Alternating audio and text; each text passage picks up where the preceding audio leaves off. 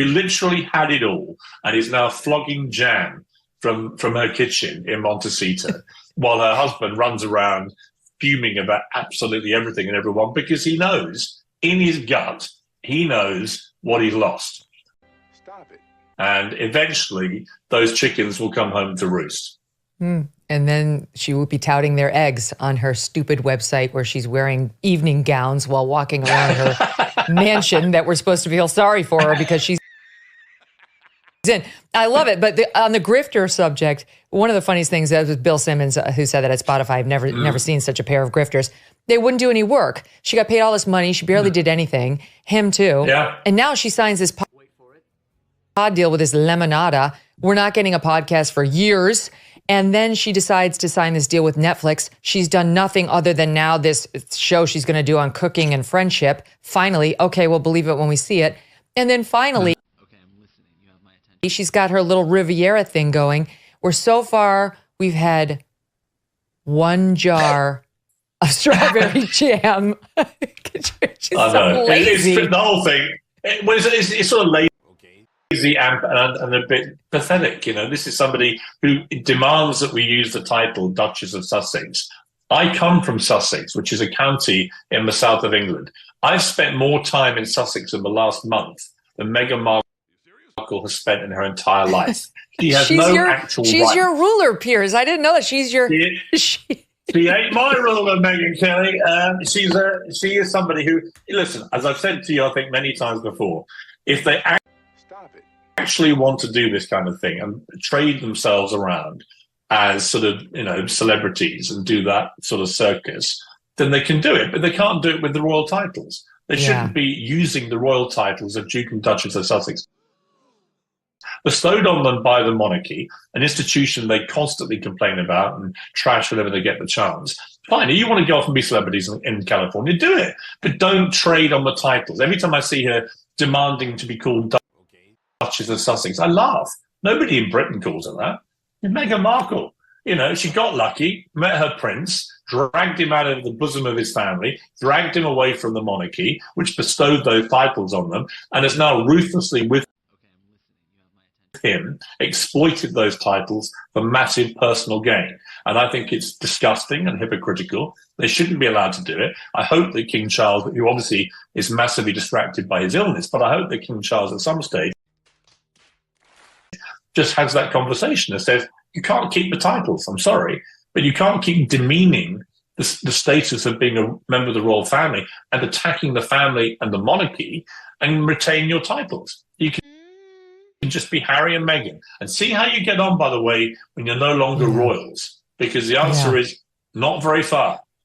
That's right. Who wants your jam then? Speaking of martyrs and people who have been really unfairly put upon, let me ask you about Meghan Markle.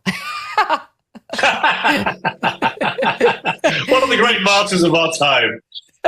Poor thing. Her castle was so small. She is apparently getting back into the podcast lane thanks to this far left pro-women Lemonada company. Richard Eden over in the Daily Mail, your old hot, has a piece today saying they're struggling to get this thing out of the starting blocks. No podcasts are even expected anytime this year and not until 2025. And the podcast, by the way, is going to celebrate the joys of cooking, or at least something she's doing.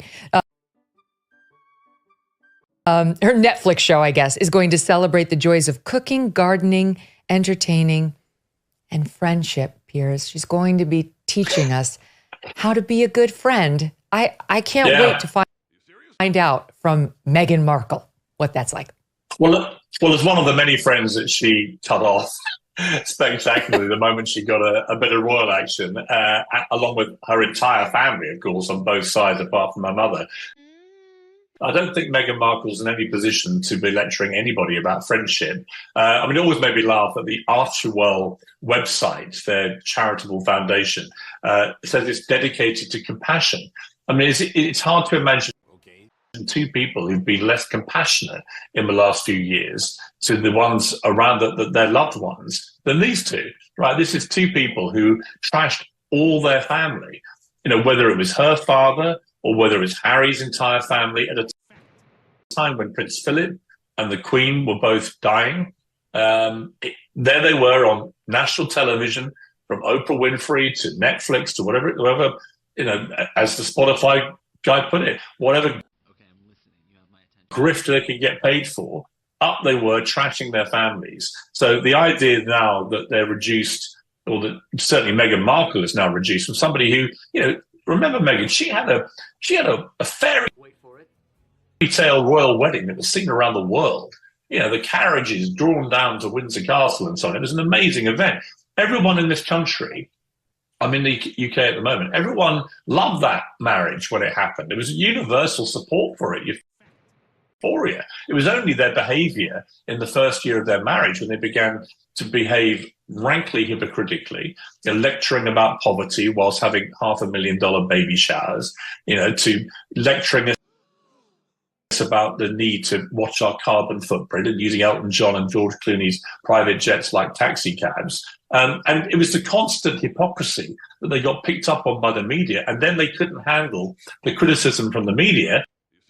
And then it all turned hostile. Then they started suing everybody. And the whole thing got so toxic, eventually they just say, we've had enough of this. We're not going to do any more dreary duties on a wet Wednesday, which is what you have to do to earn your royal titles in the estimation of the public. And they decamped off to Montecito, bought themselves a massive mansion.